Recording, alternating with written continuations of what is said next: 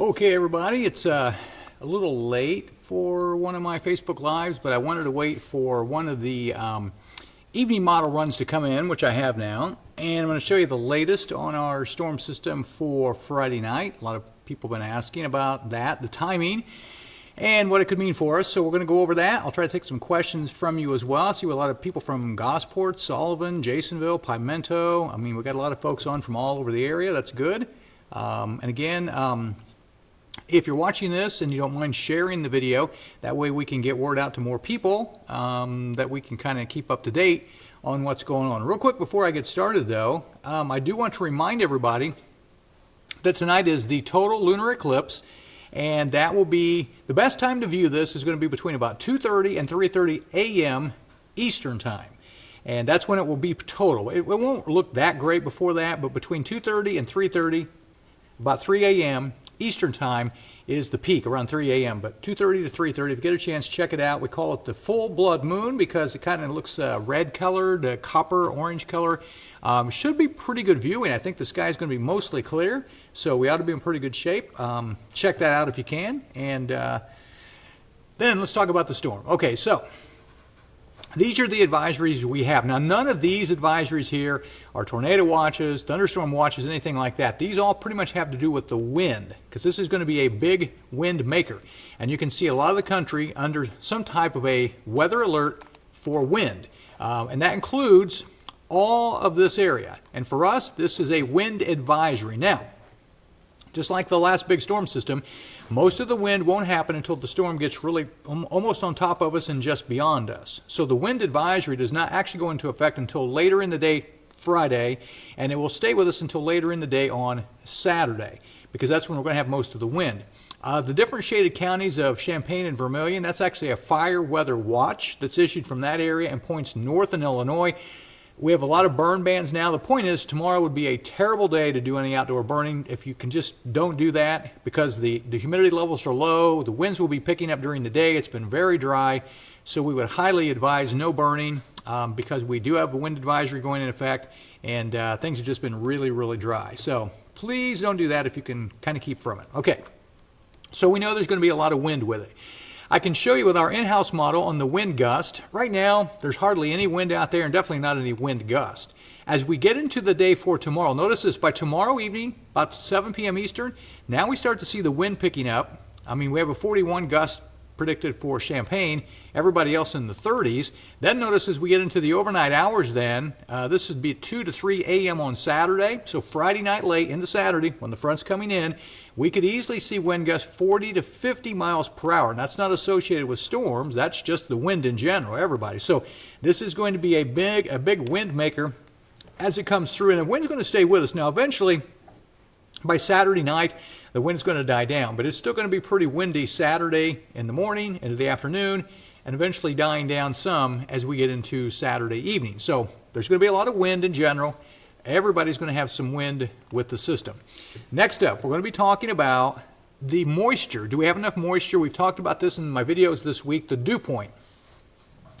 As a general rule, when the dew points hit about 60 or above, that's usually enough energy when it comes to the moisture and the temperature to fuel bigger storms. You can get strong storms with dew points below that if other things are playing in. So I just want to show you where we are. So this is at around midnight to 1 a.m. Friday night. And notice a lot of our dew points are still low 50s. So that's not really high enough to see really bigger storms, but notice there's an area of 60 plus dew points now surging into southern Illinois. So we do see the dew points increasing around midnight to 1 a.m. This would be at about 2 a.m. Friday night into Saturday morning. Again, notice the dew points are surging northward, a little area there. This would be at about 3 a.m. Now we have a lot of our area looking at 60 dew points, so the dew points are high enough. This would be at about 4 a.m. Much of the area, again, seeing that little area of 60 plus dew points. And this would be at about 5 a.m. We still have the moisture around the area. This would be at about 6 a.m. and even by 7 a.m. So we don't have a lot of moisture in the atmosphere initially Friday evening, but it will surge in advance of the front, and that's why we don't really think we'll see much in the way of thunderstorm activity until after dark, maybe well after dark on Friday night. Okay, next up. I want to show you the wind fields aloft. These are at about, we call this 500 millibars. It's about 18,000 feet. If you have stronger winds aloft, you can have bigger storms. So this is at around 8 p.m. Friday night. Notice the strongest winds are in Missouri, okay, at 8 p.m. So everything is still west of here at 8 p.m. This is now getting to about 10 p.m. Now the stronger winds are moving into central Illinois, but they have weakened a little bit. They're still pretty strong though. This is at about midnight. Now you see the stronger winds are getting into this area, and they're still pretty strong. So again, this is support for the thunderstorms to get in here probably after 10 or 11 p.m., closer to midnight. This would now be at about 2 a.m. Some of the strongest winds associated with a storm right over this area, and then this would be at about 4 a.m. So again, there's been no change in the timing. We definitely think this is a late overnight event, Friday night into Saturday morning. So we've looked at the dew points, which is the moisture. We've looked at the upper level wind. Next, let's go ahead and look at where we think the storms will be at what time. And let's see, hang on just a second, I'll take a couple questions. What brought straight line winds? What about straight line winds, says Liz? This is mostly, I'm more concerned about wind than the hail and the tornadoes, which we'll talk about those. But this is typical of a strong wind event. Not a derecho, I don't think, but a strong wind event. Let's see. Oh, Claudia says, thank you for she's a teacher from the field trip at Vincennes University. I was down there this morning with the Knox County Ag Day, and took a selfie. Thank you very much. I'm glad to see you again. The kids were great down there. I was at Vincennes, and then I went to Washington to talk to some kids. So, been a long day. But anyway, hey Claudia, good to see you. Okay, so let's talk about the timing. This, and by the way, this model literally just came in. That's why I waited so long. I wanted to get the latest model. In case any of you fiddle around with weather, this is called the HRRR model. It's a short duration, high resolution model. But this is forecast now for about 7 p.m. tomorrow. Nothing even close to here. This would be at about, 9 p.m. Still nothing close to here. This is now at about 10 p.m. Now we're getting a little bit closer. This would be now at about 11 p.m. Now, let me explain something. We have the main line coming through Illinois stretching down to St. Louis. My concern here is we get some of these individual cells in southern Illinois out in advance of the main line. Sometimes those are a bit troublesome. This is about 11 p.m. and it still has it just west of here, but we got to watch those cells in advance of that main line. This would now be at about midnight. Now we're starting to get some of the thunderstorms in our area. Main line, some cells developing in front of it. Again, this is about midnight. This is at about 1 a.m. Now we're at the state line with some of the thunderstorms. Kind of give you an idea of the timing. Again, it's about 1 a.m. All these times are Eastern, by the way. This is about 2 a.m. Storms coming through. Now you can see they've shown signs of weakening. We do think these storms are going to weaken some as they move through, but they're still going to pack a pretty good punch. This is at about 3 a.m. And now a lot of this has moved into our eastern counties. And now we are at 4 a.m. Now we're mostly left over in our southeastern counties at 4 a.m. And then this would be at about 5 a.m. So all along I've been kind of thinking from 10 p to 5 a Eastern time is the window of time these storms would be moving through. You might notice, by the way, down south, there looks like there's going to be a big outbreak of severe weather. Some on Friday, but bigger, I think, on Saturday. If you know anybody in Mississippi, Alabama, Georgia, Tennessee, it could be a pretty major outbreak down there on Saturday. And I'll show you the maps on that in a second. So that gives you an idea on the timing. Next up, let's take a look at, I've shown this before, it's called the significant tornado parameter. Basically, the brighter the colors, the greater the risk there would be of having some tornadoes. Doesn't guarantee there will be a tornado, but there's a greater risk. So let's go through the timing. This is at about 8 p.m. Again, nowhere near us. If you have anything to do early tomorrow night, the storm should be well west of here. This is now at about 9 p.m. Still well west of here. This is at about 10 p.m. Still not really that close. This would be now at 11 p.m. And notice we think the highest levels are down there in southern Illinois, southeast Missouri, places like that. This is again about 11 p.m. This would be at about midnight. Notice we're starting to weaken this a little bit, but we're starting to get closer to us, but again, higher numbers to the south. This would be at about 1 a.m. Definitely some weakening. We do expect some of these storms to weaken as they get closer to us. At this point, it looks more likely if there would be some tornadoes, they're more likely in southern Illinois, West Kentucky, West Tennessee, northern Mississippi. Can't rule out some up close to this area though. This would be now at about 2 a.m. So now we're getting deep into the overnight. Again, the numbers are coming down, but they're still there. As we've said, I think the chance is kind of low in our area, but we can't rule it out. This would be about 3 a.m. Now we have better chances from, basically southern Indiana down to Mississippi, especially in like northern Mississippi and Tennessee. And let's see, this would now be at about 4 a.m. Better chances south. And this would be at 5 a.m. We do show a slight little increase in this area at 5 a.m., but I think by that point, most of the storms are kind of moving on. So kind of gives you an idea. So by looking at this, you can clearly see we can't rule out the possibility of some tornadoes, but I think the chances are a little higher in southern Illinois, down into West Kentucky, West Tennessee, and especially if we would see any of the larger or more significant tornadoes, more likely in those areas. I want to show you one more thing, and I'll take a few questions before I get into the outlooks. So we have an in-house model that we use also for predicting where there could be some tornadoes, and I'm going to show you this.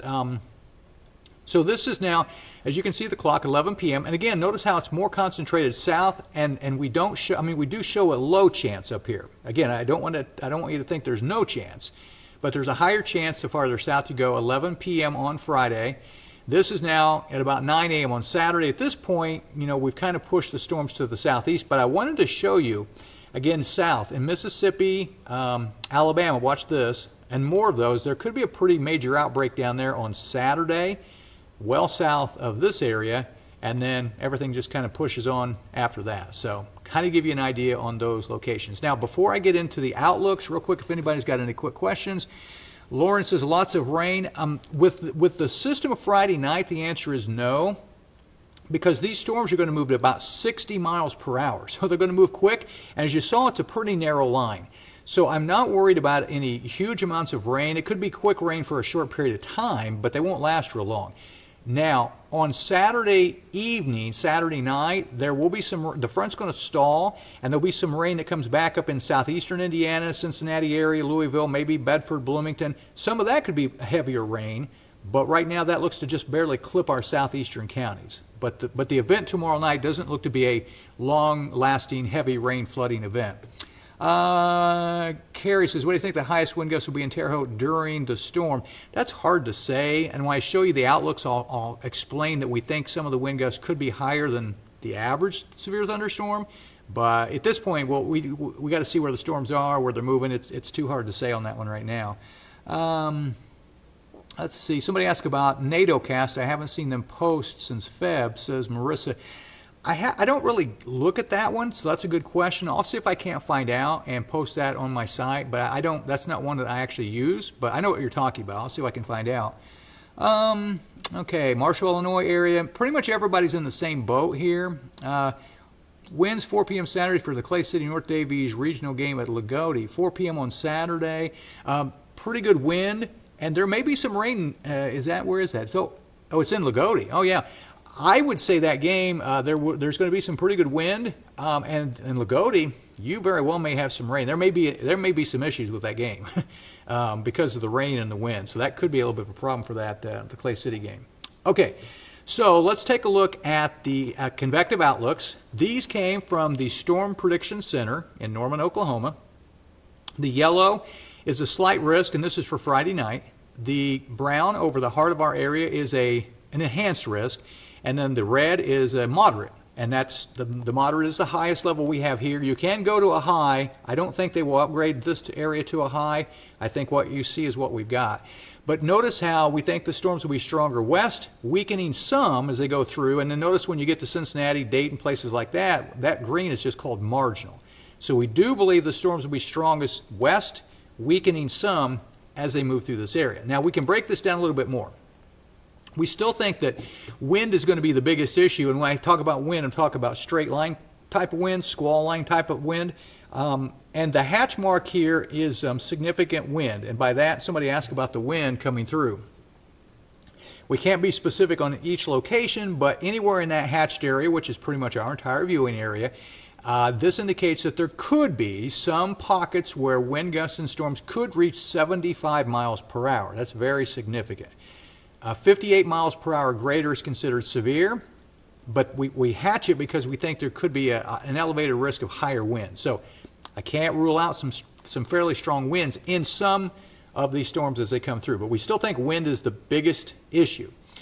We can't rule out some hail, but notice the hatched area is west of here. By the way, hatched area on hail would indicate hail could be up to 2 inches in diameter. 1 inch is considered severe, but the hatched area is southwest of here. So we could have some hail, but I don't think hail is going to be a major concern. This is what a lot of folks have been asking about, the tornado risk. And it has gone up a little bit. The brown area would be considered at 5%, which is elevated, and then a 10% in our southwestern counties. The hatched area on a tornado outlook, and I'm going to explain this, but don't get too worried at this point. The hatched area means there is an increased risk possibly of a stronger tornado. And that would mean an EF2 or above. You know, EF zeros and ones are weaker, twos and aboves, of course, are stronger. The hatched area indicates where there may be some of the stronger possible tornadoes. That would include some of our western and southwestern counties. I think probably more southwest of our immediate area if we see that, but we'll keep an eye on those outlooks. So that's for Friday night. Look at this though. This is the tornado risk for Friday night. I mean, that's a huge area that is looking at an elevated risk of tornadoes, all the way from Iowa to a lot of Illinois, all the way to Mississippi, Alabama. So this is a big outbreak area that we're looking at. You know, we're not the only ones involved in this outlook. I want to show you Saturday real quick, and then we'll kind of summarize things, and I'll try to answer some questions if I can. So Saturday, the front's going to come in and stall in this area, and then there's going to be another wave of low pressure come up the front, and that's going to enhance more storms. I think they're going to be much worse south of here, but we do show a slight risk of severe weather. Somebody was asking about the Clay City game. This would be near Lagodi, just south of Bloomington, Bedford, Mitchell, places like that. There is a slight risk of some severe storms on Saturday afternoon, Saturday evening, but I think the risk is much greater to the south. I wanted to show that to you. Look at this. I mean, I would not be shocked if part of Mississippi and Alabama get elevated to a high risk for severe weather on Saturday, and that's as high as it goes, high as the highest number. So we can't rule out a few stronger storms Saturday in our southeastern counties in the afternoon, evening, but it looks much more likely the farther south you go. So that kind of summarizes that. The time period, no big change. I still think anytime from 10 p.m. at the earliest in our western counties, these are Eastern time, and most of them tapering off by 5 a.m. In our eastern counties as they move out of the area.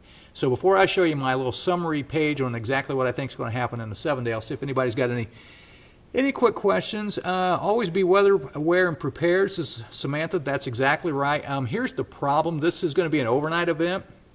So if you have a NOAA weather radio, make sure you've got it plugged in, batteries in it in case the power goes out. You know, if you have alerts set on your phone, make sure you've got your phone on, charged. You know, another thing I'm going to tell you is we're going to be doing updates on TV, doesn't matter what time it is, and on here. And this is kind of a new thing that we're doing now. So if there is severe weather, and it looks like there will be, I'll be doing some updates on TV, but I'm also going to be doing updates here, and I may just stay on here for a long time. I may not talk the whole time. I may just show the radar or the warnings, but we'll have a lot of information for you online right here and on TV. And you know, we have a crew that's going to be here, so we'll be here as long as we need to be. Ashley Jeffries, Vincennes. Vincennes, you know, there is a slightly better chance maybe of a tornado there, but I still think the chances are a little bit better south of that area. But, you know, we can't rule that out in that area. Tornado around Owen County, says Britt. It's not real likely in Owen County. I can't say no to anybody. I just think that the chances are better farther south and southwest of our immediate area. And southern Illinois, western Kentucky, western Tennessee, I think are better chances. Let's see, what time is worse moving into Terre Haute? Anytime from 10 to 5 could be, or is there a specific time? So I didn't catch the name. Terre Haute probably closer to midnight to 2 to 3 a.m. would be my guess on Terre Haute. Anytime from midnight to about 3 a.m. it looks like. Let's see, really appreciate you, Jesse, and the crew of WTW during severe weather. Says Kay, you're welcome. I've got some of my production folks that are going to stay as long as need be. And maybe a couple of the other weather folks may come in with me as well. So, you know, we'll kind of keep you up to date as best as we can. Hopefully we get through it. The storm's kind of, weaken, which they tend to do at night, and this isn't that big of a deal. When I was at Vincennes today, by the way, Kurt Egley from Duke Energy was there, and he talked a little bit too. Duke Energy is prepared. They've had some meetings also in case there's a power outages. They'll have crews ready to get out as quick as they can. So, they're well aware of what's going on as well. Yeah, you better get some sleep tonight. Yeah, says Karen. Yeah, I'd like to get some sleep tonight, although I also want to see the lunar eclipse. So I'll probably watch the lunar eclipse part of it, and then I'll try to get some sleep. Let's see. West Terre Haute worried about the wind. Wind is the main thing. And again, I don't think this is looking like a derecho. I think this is going to be pockets of heavier wind. But a derecho is everybody got in on that wind. Remember that? I don't see that. So let's kind of summarize everything for you. So severe storms are possible Friday night after dark. No change on that. No change on the biggest concern still is wind. Just straight line wind. I talked a little bit in my last video that this looks like what we call in weather a QLCS setup. That's a quasi-linear convective system. Basically, it's a line of storms, and then individual cells in there can be a little stronger with gustier winds, but it basically works kind of like a squall line, where you have a line of storms. So the stormy weather won't last real long in your area because they're going to move quick, but there'll be kind of a line of them. Sometimes along this line, you can get a little spin-up tornado. Generally, and I've seen this happen a lot of times, generally they don't last long, they're weaker, they're smaller, but they can still do some damage, obviously. But generally those that are in this line are weaker. Now, notice the black thing I put at the bottom. Any discrete cells in front of the line would be a higher tornado risk. I'm going to pay close attention to that tomorrow night. Some of the models are hinting in southern Illinois we may get some cells developing in advance of the line. Those cells have to be watched closely because they're not competing with a line of storms. They have a better chance maybe of some rotation and possibly producing a bigger tornado. But right now that looks to be more south of here, and hopefully that doesn't even happen. But we'll be watching that pretty closely. So before I do the extended forecast, if anybody else has got something. Jade, is it a ratio? I don't know how to spell that. What happened in July of 2023 that left us without power for a week? Jade, you are 100% correct. That was called a derecho. It had winds in Illinois of about 100 miles per hour before it got here, and when it came through here, it had 80 mile per hour winds, and as you know, it got everybody. Derechos are more common in May, June, and July. Matter of fact, for us, they're most common in late June and July. So it's not impossible, but only about 4% of our derechos happen in March. So it's not likely we would see something like that. And thank goodness, right? Because a lot of us were without power for a long time. Let's see, are the winds going to be bad on Saturday, says Pam. The winds are going to be very strong on Saturday, not associated with thunderstorms after the morning. We're probably looking at some wind gusts in the 40, 45 range, maybe a little higher early in the day, but definitely going to be windy on Saturday, and that's why we have the wind advisory from late Friday to late Saturday. So yeah, it's still going to stay windy. Let's see, Aaron, really enjoy your work. Appreciate your knowledge. Thank you very much, Aaron. I appreciate all of you guys, and we just try to keep folks up to date, and this way you're prepared for whatever may be headed our way. Let's see. Jade says, yeah, I was terrified by the storm that came through in 2023. That was, and that cut in the middle of the afternoon too, and it got really dark. So again, this doesn't look like that kind of a setup, although wind is still going to be our main thing. Let's see, I think somebody said, could it die off a little bit before it gets here? And I do think they will. The storms will weaken some. We think they'll rapidly expand in western Illinois and Missouri, reach their peak in central Illinois, and then even though they'll still pack a punch coming through here, we think they will be weakened some by the time they get close to this area later during the overnight hours. Let's see. Any straight line wind, says Amelia. Yeah, this would be more typical of what you would call a straight line wind. Yeah, everything moving quickly in one direction. And some of those winds could be up there pretty high, maybe 60, 70 miles per hour, which will bring down some tree limbs.